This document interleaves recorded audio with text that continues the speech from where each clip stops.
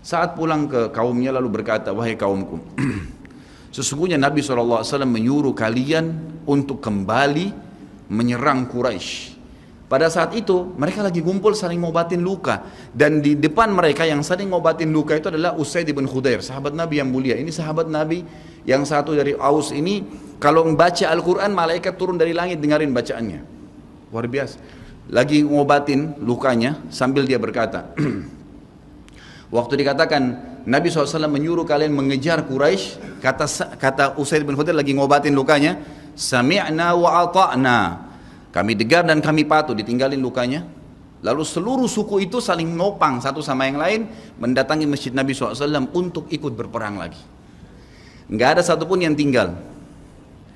Ada yang luar biasa, saya terus terang nangis waktu dengar kisah itu, luar biasa. Dua orang anak muda Ansar, saya setiap kenang kisah ini selalu nangis, nggak bisa tahan karena luar biasa. Anak dua orang ini belasan tahun umurnya, dan dua-duanya nggak bisa jalan, Bapak Ibu sekalian, nggak bisa jalan. Luar biasa. Sudah sobek kakinya, sobek punggungnya, bahkan dikatakan di bagian leher ada irisan, di bagian lehernya ada irisan, gitu kan. Kesakitan. Dua-dua ini diturunkan dari kuda, ditidurkan, adik kakak nih. Tapi saya tidak ingat, namanya tidak disebutkan dalam kisah, tapi ini kisah luar biasa. Dan kemarin kebetulan Imam Masjid Haram atau saya lagi umroh nyebutin kisah itu juga. Hampir satu masjid orang menangis mendengarkan kisahnya. Dia mengatakan, waktu sampai ke telinga adik kakak ini umurnya belasan tahun ya, di bawah 20 tahun.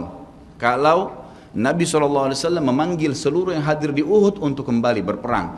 Ini mereka nggak bisa jalan nih. Si kakak bilang sama adiknya, kita nggak bisa tinggal di sini nih. Rasulullah SAW sudah memanggil kita untuk menjawab panggilan Allah. Kata adiknya, bagaimana caranya kita merangkak? Bagaimana caranya kita ke sana? Nggak ada yang bisa nopang. Ini berdua lagi sakit.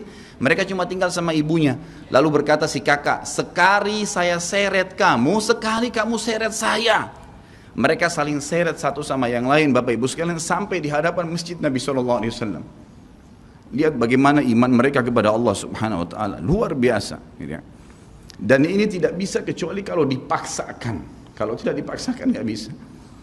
Semoga Allah Subhanahu Wa Taala jadikan kita orang yang selalu memaksakan diri untuk ibadah.